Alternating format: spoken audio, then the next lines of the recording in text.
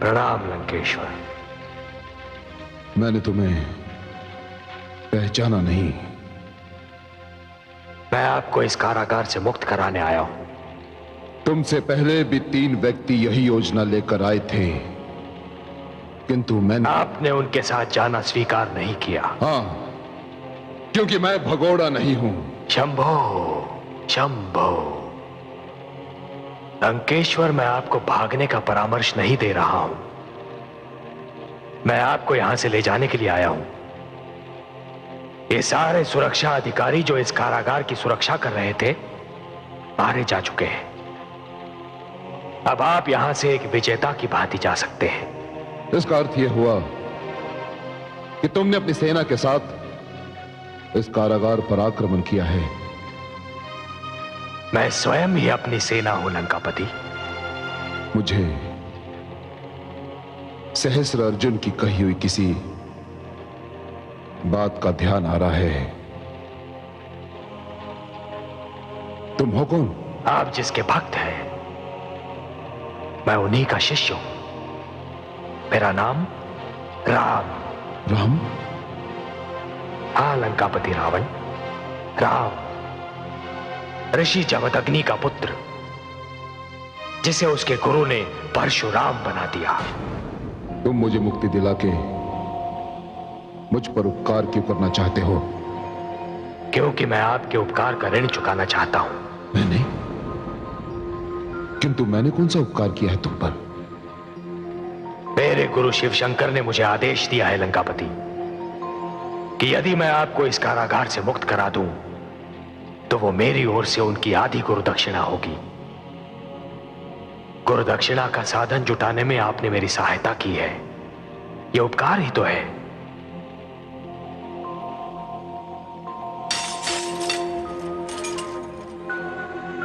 मेरी बात मानकर आप मुझ पर उपकार ही तो करेंगे।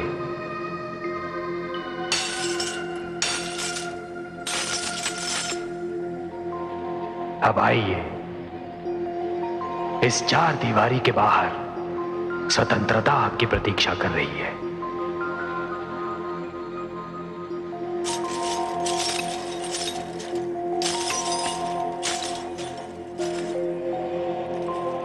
परशुराम,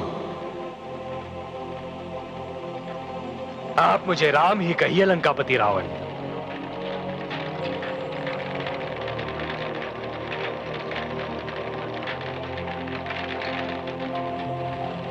राम, इस समय स्वतंत्रता के बदले कुछ भी देने की स्थिति में नहीं हूं मैं, किंतु तुम किसी भी समय कोई भी वस्तु मुझसे मांग सकते हो। इसका अधिकार मैं तुम्हें देता हूं। मुझे किसी भी वस्तु की आवश्यकता नहीं है लंकेश्वर। हाँ, एक बात अवश्य कहना चाहता हूं। क्या कहना चाहते हो? आपने कारागार में एक लंबी अवधि बिताई है। आपको यह ज्ञात हो चुका है कि एक बंदी का जीवन कितना अपमानजनक और कष्टदायी होता है। जान चुका हूं, भली भांति जान चुका हूं मैं।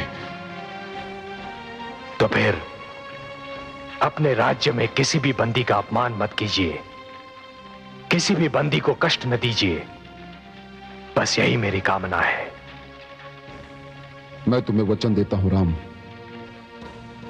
कि बंदियों के साथ उनके वर्ग और श्रेणी के अनुसार ही व्यवहार करूंगा। मैं वचन देता हूं।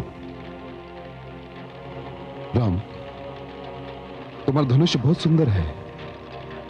यह मेरे गुरु शिव शंकर का उपहार है लंकापति। मैं सदैव इसका सम्मान करूंगा।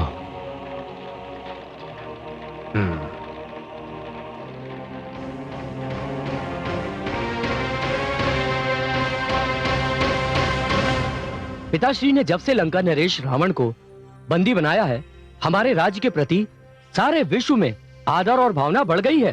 कोई कल्पना नहीं कर सकता था कि पिताश्री रावण जैसे शक्तिशाली सम्राट को चूहे की भांति पकड़कर पिंजरे में बंद कर सकते हैं। और तो और इस घटना के उपरांत चारों ओर से हमें मैत्री के संदेश मिलने लगे हैं।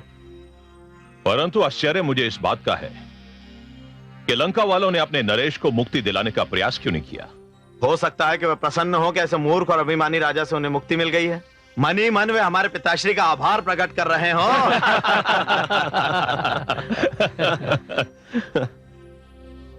महाराज सहस्त्रार्जुन की जय हो। कहो महामंत्री, कुशल तो है? चुप क्यों हो महामंत्री? महाराज, लंकापति रावण कारागार से भाग निकलने में सफल हो गया। क्या? कैसे? भोर भये जब प्रातःकाल के पारी वाले संतरी कारागार पहुंचे तो क्या हुआ? रावण कारागार में नहीं था। और वो संतरी, वो कहां मर गए थे? वो सत्य ही मर चुके थे। कारागार में उपस्थित समस्त सैनिक मारे जा चुके थे। तो इसका अर्थ यह हुआ कि रावण की सेना की एक टुकड़ी ने कारागार पर आक्रमण करके रावण को छुड़ा लिया। महाराज, एक घायल बंदी ने बताया कि किसी सेना की टुकड़ी ने आक्रमण नहीं किया था। तो फिर? उसका कहना था कि केवल चुप हो गए। उसने बताया कि केवल एक नवयुवक ने कारागार में घुसकर सबको मार भी डाला और रावण को छुड़ा भी ले गया। केवल एक नवयुवक? एक नवयुवक अर्थात परशुराम। सेनापति!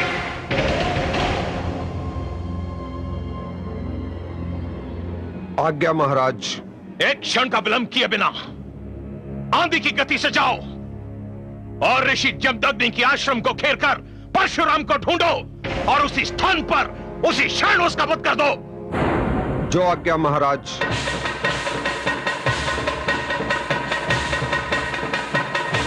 परशुराम!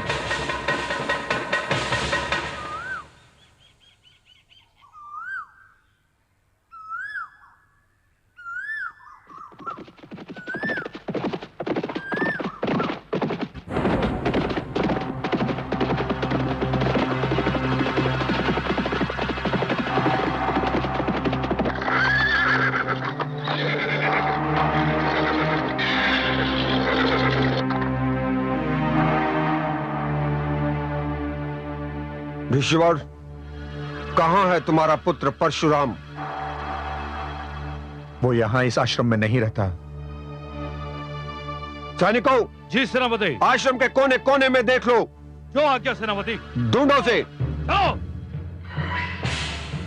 आप बाहर चलिए।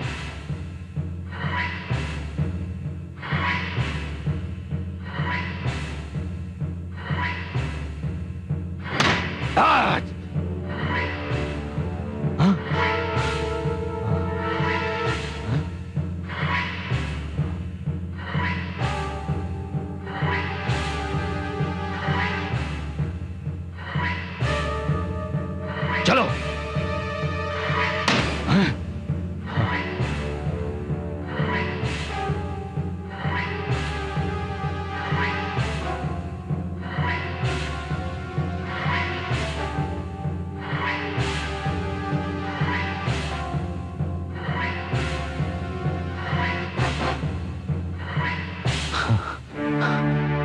हमने सारा स्थान देख लिया, वो यहां नहीं है। मैंने आपसे पहले ही कहा था सेनापति कि परशुराम यहां से जा चुका है। उसकी और मेरी राहें अलग हो चुकी है। अब वो यहां इस आश्रम में कभी नहीं मिलेगा। आपको इतना तो ज्ञान होगा कि वो यहां से कहां गया? मुझे तनिक भी ज्ञान नहीं कि वो कहां गया है। सत्य तो यह है कि हम में से किसी को ज्ञात नहीं कि वो कहां है। वो गया अवश्य है, परंतु वो किसी को बता के नहीं गया कि वो कहां जा रहा है और किधर जा रहा है।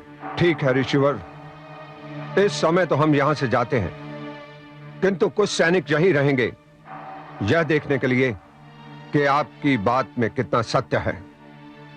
और मुझे यह बताने की तनिक भी आवश्यकता नहीं कि यदि आपकी बात असत्य सिद्ध हुई तो आपका क्या होगा।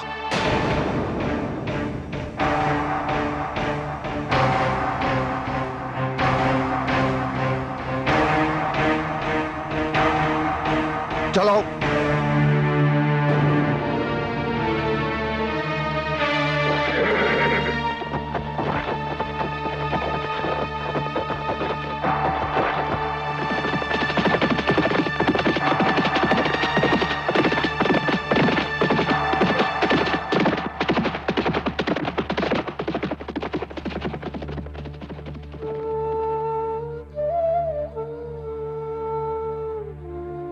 पता नहीं मेरा पुत्र कहाँ है। मेरा मन कह रहा है वो जहां कहीं भी होंगे सकुशल होंगे। मेरा मन कहता है कि मेरे पुत्र ने कुशलता से बेर मोल लेकर मृत्यु से मित्रता कर ली है।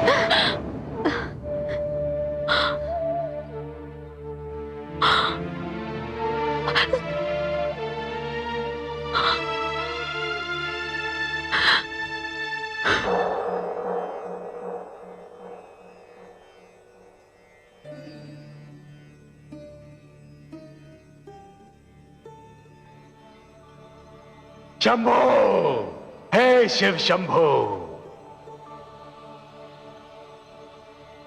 मेरे स्वामी तुमसे अत्यंत प्रसन्न है वत्स।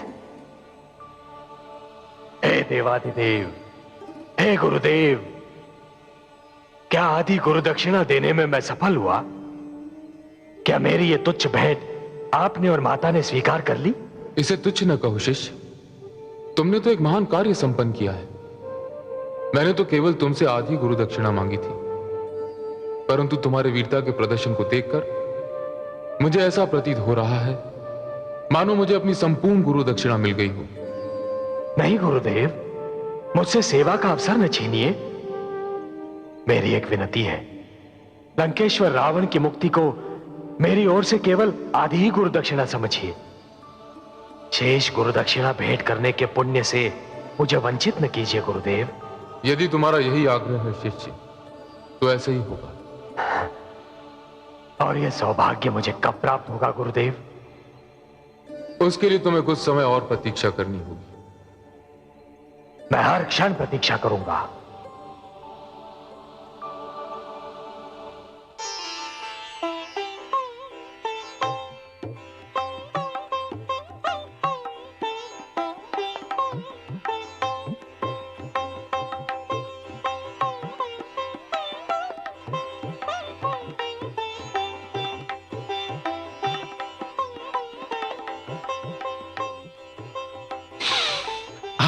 रेणुका, आज आपने कुछ अधिक ही मन लगाकर खीर बनाई है। केसर की सुगंध तो मुझे बाहर ही मिल गई थी और मुझे रहा नहीं गया। स्वामी, ये वो खीर है जो परशुराम बड़े चाव से खाया करता था। बालपन से लेकर आज तक उसके जन्मदिन पर मैं यही खीर बनाया करती हूं। पर वो तो आज है नहीं यहां। किंतु उसका जन्मदिन तो है। भूल गए आप? वर्षों पहले आज ही की रात तो मेरे परशुराम का जन्म हुआ था। मैं उसकी अनुपस्थिति में भी आज के दिन ये खीर अवश्य बनाया करती थी।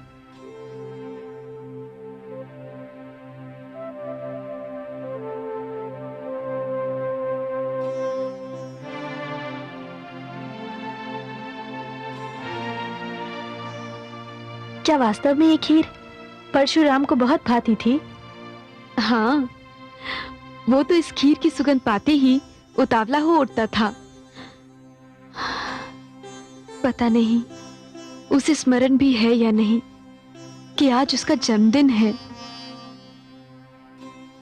ये खीर का पात्र मुझे दे दीजिए। अवश्य, किंतु क्यों? मैं इसे लेकर उसके पास जाऊंगी। इस समय रात्रि में? दुष्ट सहस्रार्जुन के राज्य में रातें अधिक सुरक्षित होती हैं।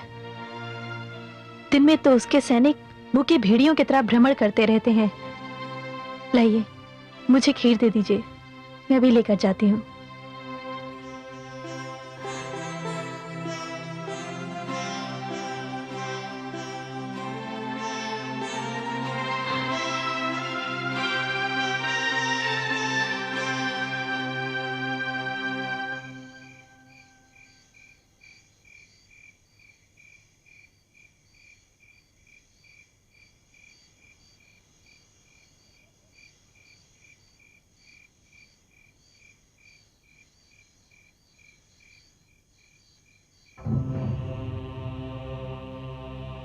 जहां तक संख्या का संबंध है, सहस्रार्जुन की सेना और हमारी सेना में कोई तुलना नहीं। हमारे एक के उत्तर में सहस्रार्जुन के पास 1 सहस्र सैनिक है। इसलिए हमारे लिए विशेष ध्यान देने का विषय यह है कि हम उनकी सेना की संख्या को घटाते रहें और स्वयं अपनी संख्या को घटने न दें। इस उद्देश्य की पूर्ति के लिए यह आवश्यक है कि हम प्रचलित युद्ध प्रणाली के स्थान पर कोई ऐसी रणनीति बनाएं जिससे सहस्रार्जुन और उसके सैनिक अनभिज्ञ हों।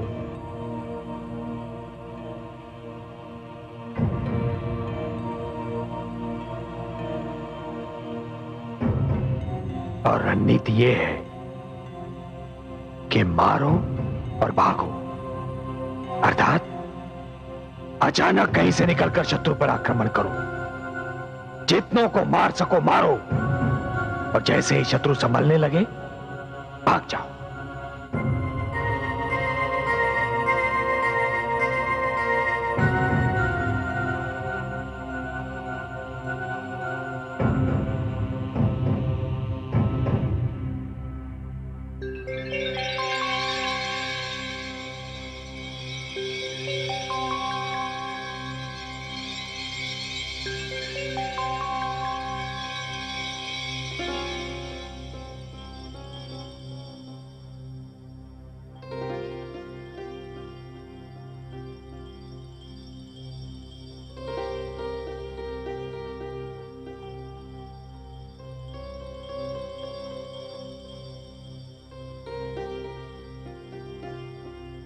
जन्मदिन की बधाई हो राम। जन्मदिन? भूलने का अभ्यास होता जा रहा है तुम्हें। तुम ये भी भूल गए कि तुम्हारा जन्मदिन है आज।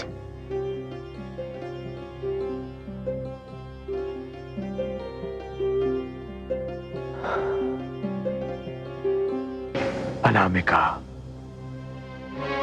मैं तो अपना जन्मदिन केवल उसी दिन मनाऊंगा जब यह धरती सहस्रार्जुन के अत्याचार से मुक्त और उसके बोझ से रिक्त हो जाएगी। ठीक है, तभी मनाना, किंतु अभी चलकर माताश्री और पिताश्री का आशीर्वाद तो ले लो। नहीं, पिताश्री मुझसे रुष्ट है और माताश्री का आशीर्वाद तो सदैव मेरे संग है। देखो, मैं तुम्हारे लिए तुम्हारी मनभावन खीर लेकर आई हूं। तुम्हें रात्रि के समय इस वन में नहीं आना चाहिए था।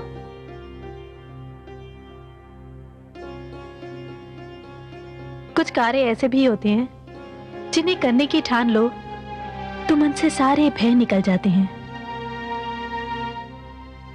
अनामिका, तुम एक नारी हो। भावुकता तुम्हारी शक्ति भी है और दुर्बलता भी।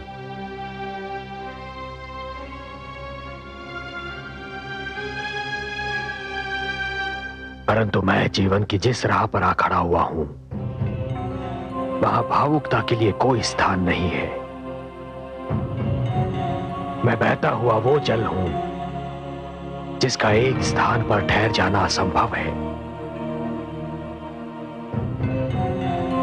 तुम्हारे पिताश्री के आश्रम में कई नेत्र ऐसे हैं जो तुम्हारे लौटने की प्रतीक्षा करते रहते हैं।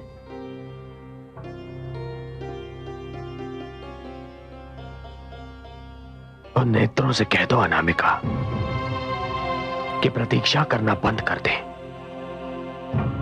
क्योंकि ये तो मैं स्वयं नहीं जानता कि मैं लौटूंगा भी या नहीं। नहीं, वे नेत्र बड़े ही ढीठ हैं, मेरा कहा नहीं मानेंगे। चाहे मार्ग देखते देखते वे पथरा ही क्यों ना जाएं।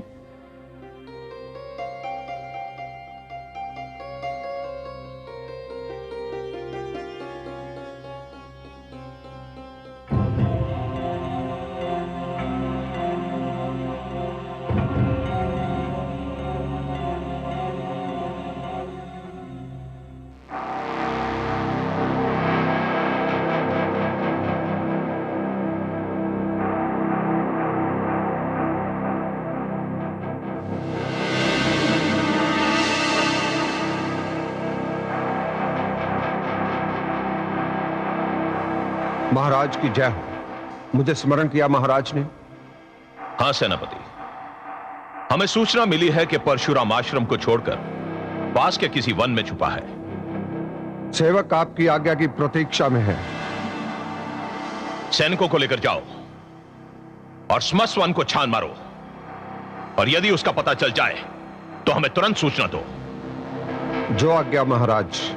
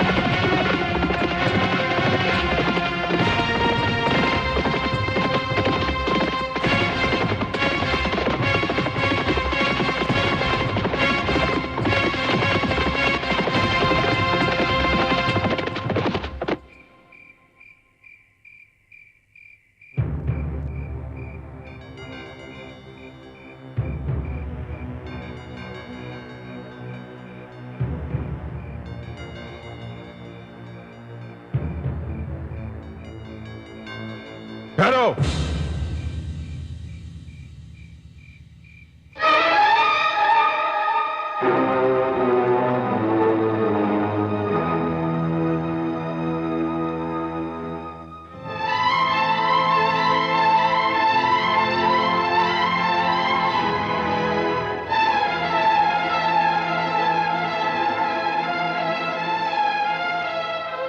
कहाँ जा रहे हो? वन में गुरुदेव। इतनी रात्रि गए वन में क्या करने जा रहे हो? मित्र परशुराम से प्रशिक्षण लेने जा रहे हैं। क्या? परशुराम से प्रशिक्षण लेने? युद्ध का प्रशिक्षण लेने गुरुदेव। क्या? युद्ध का प्रशिक्षण? युद्ध का प्रशिक्षण? कदाचित तुम ये भूल रहे हो शिष्यों। तुम्हारे माता पिता ने तुम्हें यहां मेरे आश्रम में युद्ध का प्रशिक्षण लेने नहीं, शास्त्रीय नियमों की शिक्षा ग्रहण करने के उद्देश्य से भेजा है। यह सत्य है गुरुदेव, परंतु यह भी सत्य है कि हम केवल शास्त्रीय नियम सीखकर दुष्ट सहस्त्रार्जुन के आक्रमण का सामना नहीं कर सकते। हमें शस्त्र उठाना ही होगा, हमें युद्ध करना ही होगा। युद्ध हमारा कर्म क्षेत्र नहीं। हे गुरुदेव, समय की मांग यह है कि हमें अपना कर्म क्षेत्र बदलना चाहिए। तुम भी वही भाषा बोल रहे हो, वही भाषा बोल रहे हो जो परशुराम बोलता है। परंतु स्मरण रहे कि परिणाम क्या हुआ। आज परशुराम इस आश्रम का अंश नहीं, और यदि मैं सिद्धांत के मतभेद पर अपने पुत्र को आश्रम से निकल जाने का आदेश दे सकता हूं, तो मैं ये आदेश तुम लोगों को भी दे सकता हूं।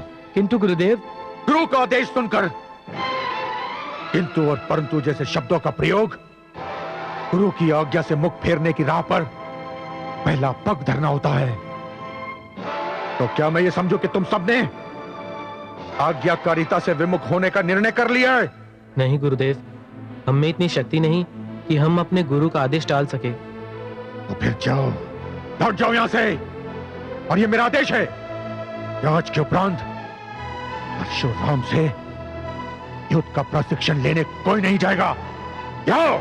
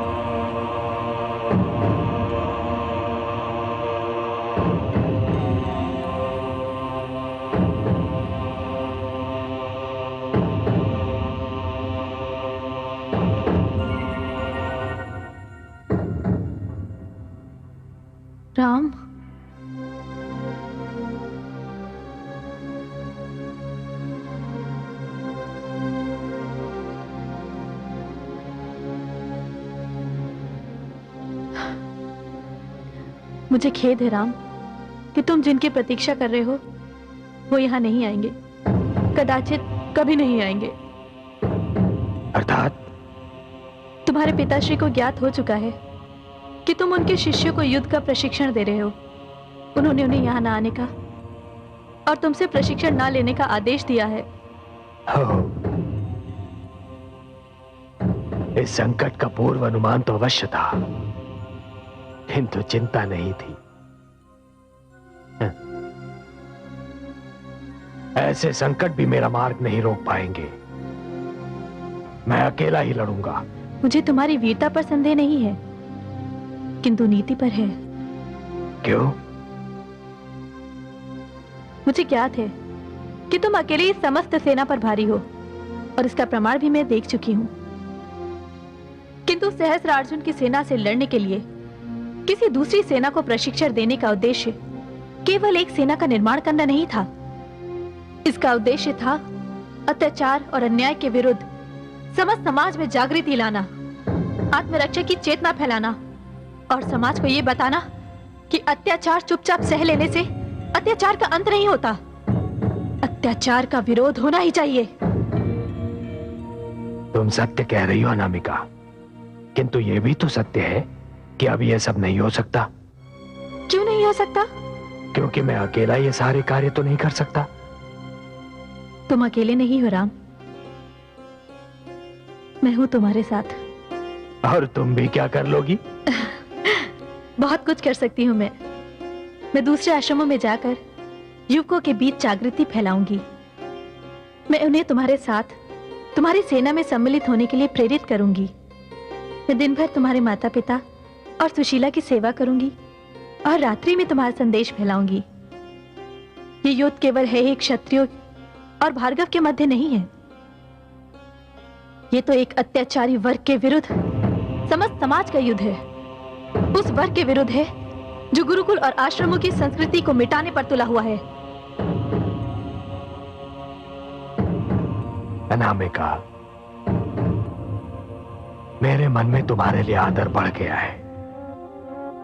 मैं कामना करता हूं कि चेतना की जो अग्नि तुम्हारे मन में भड़क रही है उसका स्पर्श हर नारी के मन को हो।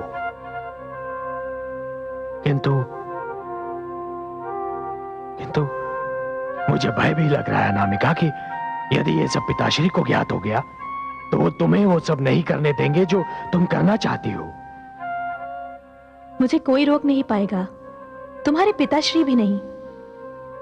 मैं उसे आगे ले ही लूंगी, चाहे इसके लिए मुझे झूठ का ही सहारा क्यों ना लेना पड़े।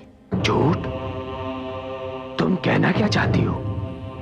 यही कि जब जीवन का मूल आधार संकट में हो, जीवन के समस्त सिद्धांत संकट में हो, भविष्य संकट में हो, तो जीवन की रक्षा करने के लिए सत्य और असत्य में अंतर अर्थहीन हो जाता है। यदि इस विषय में तुम्हें कुछ पता चले तो बुरा मत मानना। अनामिका,